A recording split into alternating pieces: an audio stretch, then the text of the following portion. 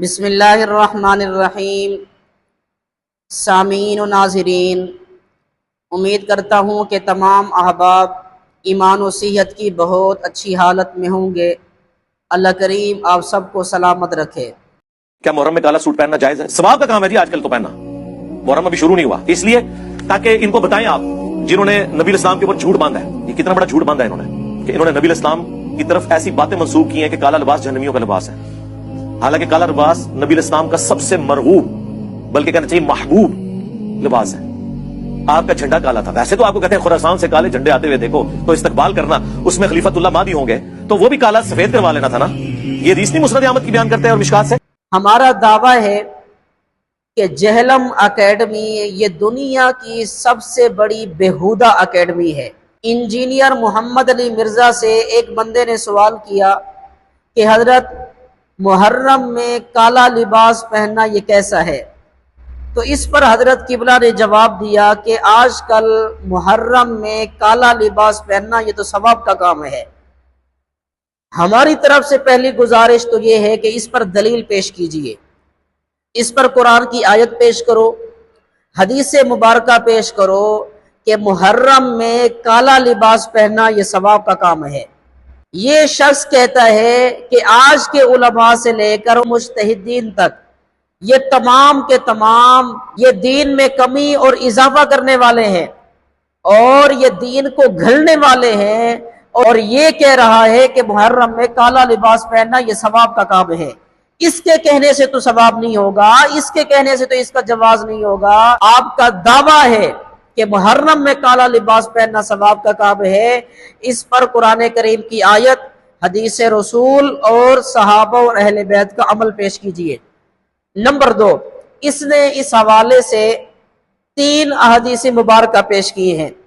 پہلی حدیث مبارک، اللہ کے رسول صلی اللہ علیہ وسلم کی پگڑی کا رنگ کالا تھا۔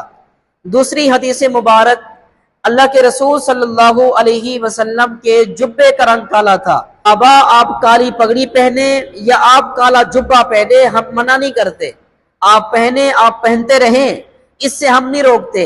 اس نے ایک اور حدیث بطور دلیل کے پیش کی ہے۔ اللہ کے رسول صلی اللہ علیہ وسلم نے فرمایا کہ خراسان سے ایک لشکر آئے گا اور وہ کالے جھنڈے والا ہوگا۔ اللہ کے رسول نے فرمایا تھا کہ ان کا استقبال کرنا، لہٰذا کالا لباس پہننا یہ جائز ہے۔ پہلی ہماری گزارش تو یہ ہے، وہ کالا جھنڈا جہاد کی علامت تھا، بطور سوگ، غم اور پیٹنے کے لیے نہیں تھا، رونے اور پیٹنے کے لیے نہیں تھا۔ مجاہدین کا جھنڈا وہ کالا بھی ہے، سفید بھی ہے، دھاری دار بھی ہے۔ آپ کالا لباس پہنتے ہیں بطور سوگ، بطور غم، رونے اور پیٹنے کے لیے، تو آپ اپنے اس دعوے پر دلیل پیش کرو۔ ویسے افسوس کی بات ہے، ان کو خراسانیوں کا جھنڈا تو نظر آیا لیکن ان کا کفار کے خلاف جہاد نظر نہیں آتا۔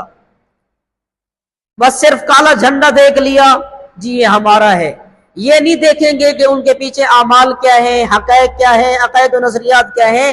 ان سے ان کا کوئی سروکار نہیں ہوتا، بس جہاں پر دیکھ لیا جی یہ ہمارا ہے، یہ ہمارا ہے، تو یہ کوئی دلیل نہیں ہے۔ اور یہ کہنا کہ جی ہمیں خانہ کعبہ کے غلاف سے محبت ہے، تو بابا آپ کو خانہ کعبہ کی اذان سے محبت نہیں ہے۔ اگر آپ کالا لباس پہنتے ہیں اس لیے کہ خانہ کعبہ کا غلاف کالا ہے، تو پھر آپ خانہ کعبہ والی اذان کیوں نہیں دیتے؟ صرف غلاف سے محبت ہے، اذان سے محبت نہیں ہے۔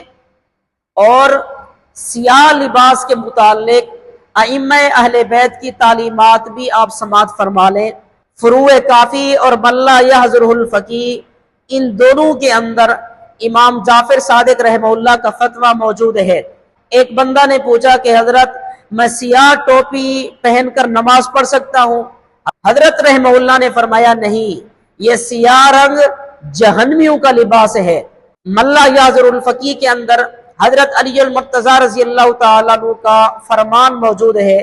آپ فرماتے ہیں کہ سیاہ لباس نہ پہننا یہ فرعون کا لباس ہے۔ تو امامیہ مذہب اور ائمہ اہل بیت کی تعلیمات یہی ہے کہ سیاہ لباس یہ ممنوع ہے۔ آخر میں ہم مرزا جہلمی کے تمام اسٹوڈنٹ سے یہ مطالبہ کرتے ہیں کہ آپ کے استاد نے کہا کہ سیاہ لباس محرم میں پہننا یہ ثواب کا کام ہے، اس پر دلیل پیش کرو، اس پر قرآن کریم کی آیت پیش کرو، حدیث رسول پیش کرو، صحابہ اور اہل بیت کا عمل پیش کرو۔ اللہ کریم سے دعا ہے اللہ رب العزت دین کے معاملے میں ایک دوسرے کا معاون اور مددگار بنائے۔ وآخر دعوانا ان الحمد للہ رب العالمین۔